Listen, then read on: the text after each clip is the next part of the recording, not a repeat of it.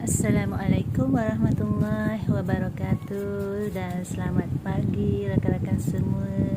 Hari ini saya nak bawa rakan-rakan tengok kebun saya. Ada kangkung, ada bayam Brazil. Okey, ada mentimun yang terpisah dari saudaranya.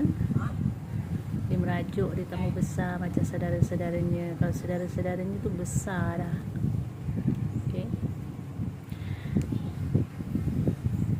Okey, sekarang ni saya nak tunjukkan ini saudara-saudara mentimun yang tadi dia terpisah dari rakan-rakannya tadi. Tu kecil kan, tengok beza. Kesian dia. Yang ni saya tak tahu tanaman apa, saya tak ingat. Sama ada cili atau tomato, tapi tak apalah. Okey, bayam Brazil ni sebentar lagi saya akan pisahkan juga. Ni yang dah besar, dia ada 5 bersaudara ya. Cuma tinggal 4. Yang ni pun bayam hijau. Ni saya cuba tanam seledri, tapi macam tak mau hidup lah seledri. Okey, saya tengah sediakan tanah untuk tanaman yang saya dah pisah-pisahkan dari induknya ataupun dari kumpulannya. Diharapkan tanaman saya tu nanti akan menjadilah, sebab lokasi bumbung ni agak panas ya. Jadi saya kena cari jalan macam mana nak teduhkan kawasan bumbung saya ni. Sebab saya tak suka tanam pokok bunga, terutama macam bunga. Okeylah, sebab bunga ni pun cuma cantiknya sahaja, tapi manfaatnya itu kepuasan diri masing-masing lah. Tu bagi saya, pendapat saya. Sebab saya suka tanam sayur ni, kita boleh makan dan kita boleh jimat belanja harian kita. Tapi setakat ni sebab masa kecil-kecil dulu saya memang suka berkebun. Sebab waktu sekolah rendah atau sekolah dasar dulu pun memang ada pembelajaran untuk berkebun. Itu zaman saya lah, zaman sekarang dah tak ada. Okey, polybag itu saya isikan dengan tanah yang telah saya campurkan, iaitu tanah hitam dan juga baja asli dari kompos tahi ayam. Saya tak pakai sarung tangan lah, sebab bagi saya, sebab kompos atau baja tahi ayam tadi memang tak ada bau, kecuali kalau dibasahkan dia akan berbau. Bagi saya satu keseronokan bila tengok pokok tu tumbuh dan mengeluarkan buah, atau kita dapat petik sayur yang kita tanam tu, bagi saya satu kepuasan yang amat sangat. Tapi ada setengah orang dia suka tanam pokok bunga, pokok plum, pokok macam keladi kan. Itu kepuasan masing-masing lah. Yang ni saya beli dekat Eco, cantik dan unik bentuknya. Diperbuat dari sabut kelapa yang diletakkan di dalam bingkai besi. Ini saya nak tanam bunga seri gading ya. Saya akan kerat 2 sebab dia dah panjang. Itu pun saya dah lekat pada lidi.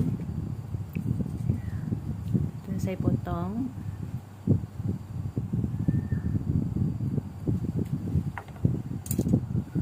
Alhamdulillah, 2 pasu yang telah saya tanam tu dah segar.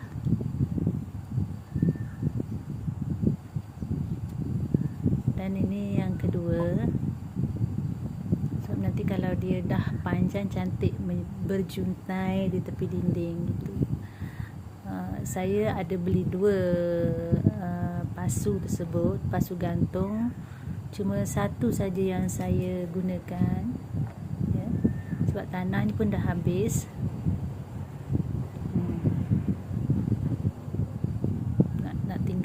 emaskan akarnya saja. Tadang, cantik kan? Okey. Tu saya sebenarnya saya dah gantung dekat dinding, cuma saya tak tunjukkan lagi. Nanti di akhir video ni saya akan tunjukkan posisi dia dekat dinding tu. Sekarang saya tengah alihkan anak benih salad, ya. Cuma saya tahu salad ni dia takkan bertahan untuk tempat panas. Cuma saya sedang ikhtiar untuk letakkan di tempat yang agak redup.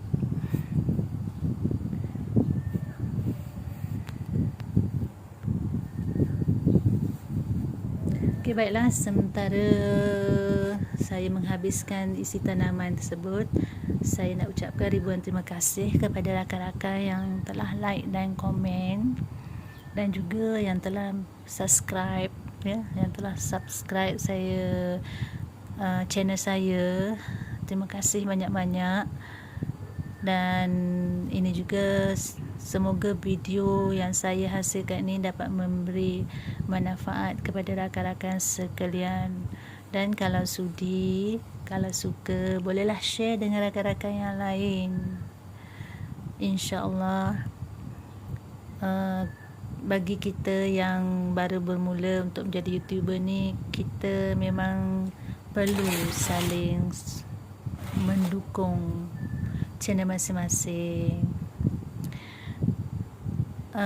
Dan kepada rakan-rakan yang telah like dan subscribe juga, saya sangat berterima kasih dengan adanya support ataupun dukungan dari rakan-rakan tadi. Keinginan saya untuk meneruskan video saya ini, insya-Allah akan saya usahakan video yang terbaik, walaupun banyak kelemahan yang ada pada video yang saya hasilkan, terutama dari segi angle atau sudut video itu diambil, ya. Kemudian dari segi penataan latar belakang ataupun starting video ni pun masih lemah, dan insya-Allah saya akan perbaiki. Dan untuk video kali ni saya tidak gunakan lagu, ya.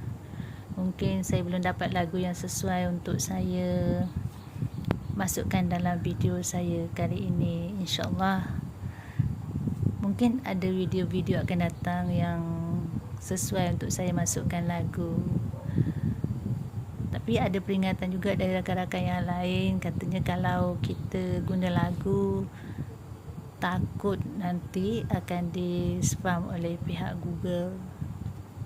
Ya, memang dia akan beritahu ada copyright.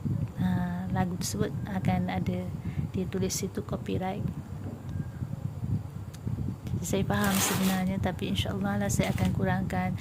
Tapi ada juga rakan-rakan yang kata tak best lah tak ada lagu, macam tu. Dan bila saya amati, banyak juga video-video yang dah top, yang dah berjaya dan sukses, banyak yang masukkan lagu dalam video tersebut. Jadi terserah masing-masing bagaimana cara untuk mengolah video masing-masing dan kreativiti masing-masing. Okey, kan saya bawa. Ini dia posisinya. Tu kelihatan. Yang ni masih kosong, ada tag lagi. Okey, ni. Yang tu, yang kedua tu saya dah, ya, malam ni adalah malam kemerdekaan, sambutan merdeka.